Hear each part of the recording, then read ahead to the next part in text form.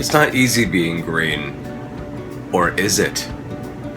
In honor of St. Patrick's Day, St. Patty's Day, that wonderful holiday, we are going to make something that I guess you can say is pretty stereotypical of a holiday. And that would be corned beef and cabbage. Now, being a Jewish boy from Long Island, in case you couldn't tell from my accent, the only time I typically ever have corned beef is in a deli. And I typically get pastrami, especially at Katz's. Oh my god, oh, Meshuggah. But the truth of the matter is, I really am excited to try this dish. It's the first time I've ever made it, so bear with me. You're going through this with me. So I'm going to give my honest opinion on how I think it is, and I'm thinking it's got to be good, because there's corned beef, and there's cabbage, and potatoes, and carrots, and you cook it in beer. I mean, how could it not be good?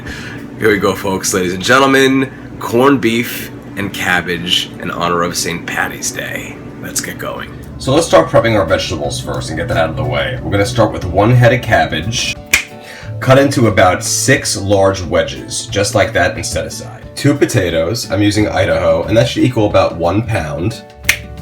Peeled and cut into cubes about that size. About 4 carrots of this size. Each carrot sliced in half and then sliced down the center, so it's cut like half a way across and halfway down the center, just like that. And 1 medium-sized Spanish or yellow onion. Simply cut into 4 giant wedges, just like that. Magic. Okay, I want to make sure the trivet is in the pot, and let's make sure the handles are facing upwards like this so we can easily pull it out afterwards. Then I'm going to take the onions, the 4 chunks, and just layer them like this on the trivet, just like so. There we go, just like that. And then I'm going to add a tablespoon of crushed garlic and just kind of put it kind of like in between the onions so it's kind of hanging out there just like that. Alright, so I'm using a corned beef brisket that you'll find in a lot of supermarkets. You want it to be between 2 and 3 pounds. This one happens to be 2.5 pounds. And about 1.5 inches thick this way. You'll see it comes in one of these bags. And it also comes with one of these seasoning packets. So here's what we're going to do now. So we want to take it over to the sink and cut it out of the bag. I'm going to roll up my sleeves for this one. So you want to basically cut open the bag in the sink and remove the seasoning packet, just like that. And just put that over there for now. And then take out the corned beef brisket. Very nice. And then rinse it.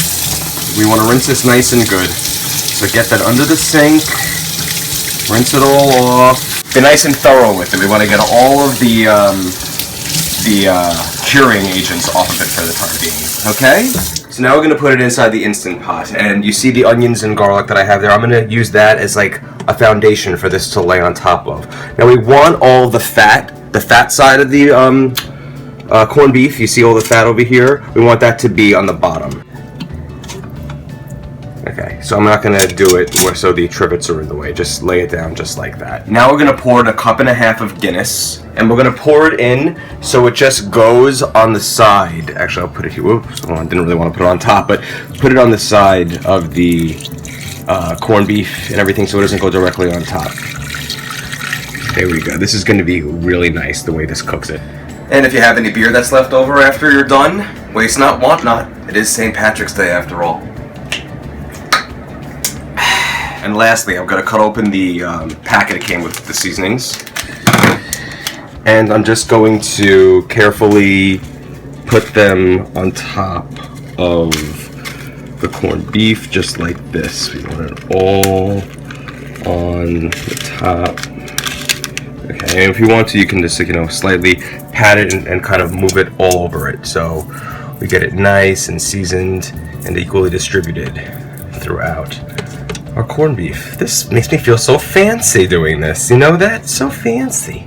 And now I'm going to put the lid on the cooker. Make sure that we're in sealing position. And I'm going to go down here and hit manual. It's on high pressure. And we want to adjust this so it's going to be a whooping 70 minutes. Yes, guys, 70 minutes.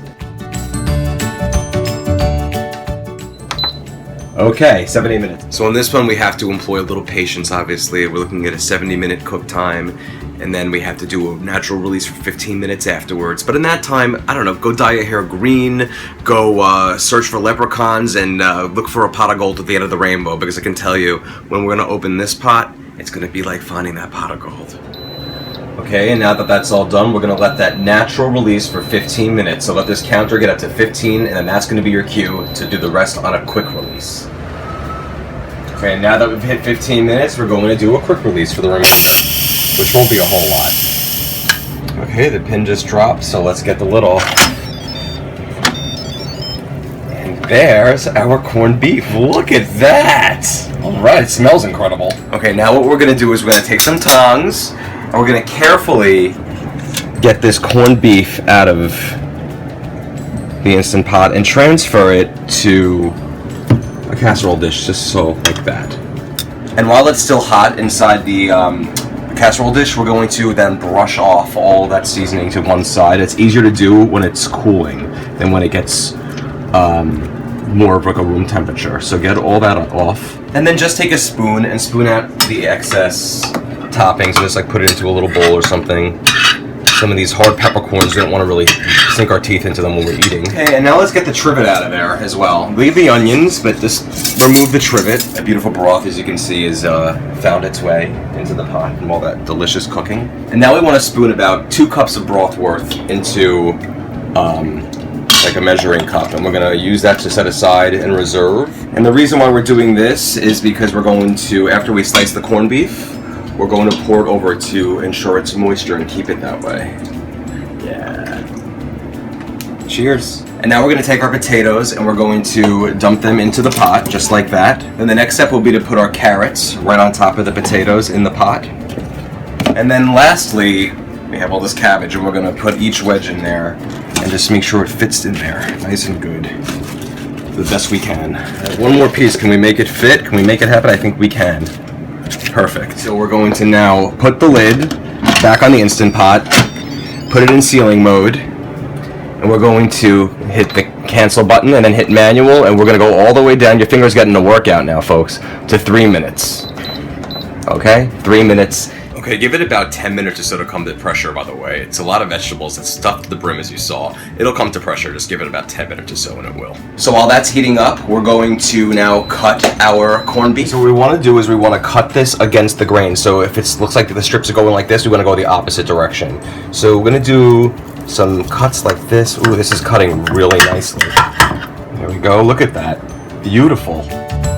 Okay, so once it's cut up, I cut it up into pieces about this size. If you want to trim some of the excess fat, just feel free to slice it off. If you want to keep some of it on, feel free to keep it on. Okay, while our potatoes, carrots, and cabbage are cooking in the Instant Pot, what we're going to next do is pour this broth and pour it over our corned beef to ensure it just stays nice and moist and juicy and fantastic.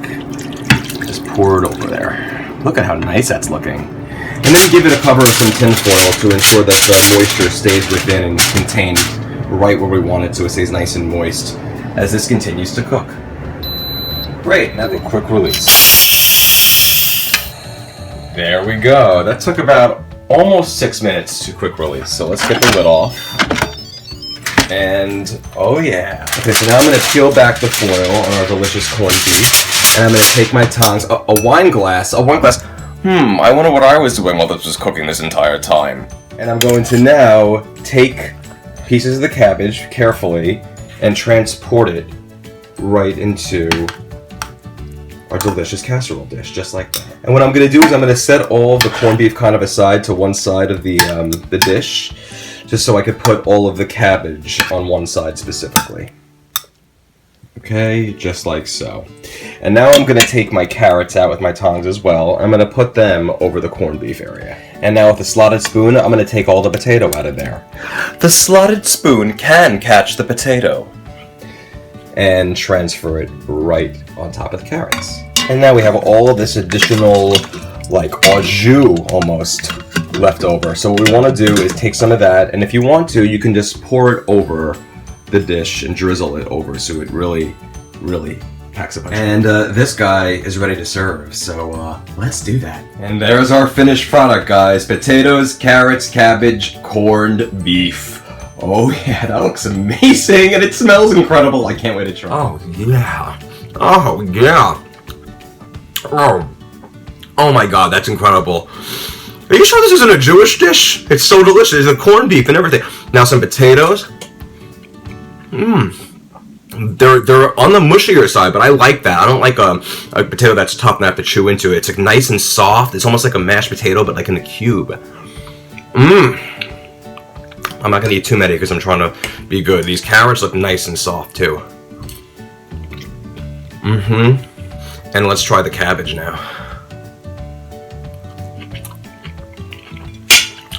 Sold! Oh my god, look at these pitch stains. You guys, this is so incredibly good. It's like, I feel like I'm having good luck just eating it. So if you like these videos and you want to see more, some great recipes that I've made and some that I've tried from other people, please subscribe to my YouTube channel, which is Pressure Luck. You can find it, or like my Facebook page, which is Pressure Luck Cooking. That's facebook.com/Pressure Luck Cooking. Oh, happy St. Patrick's Day to all.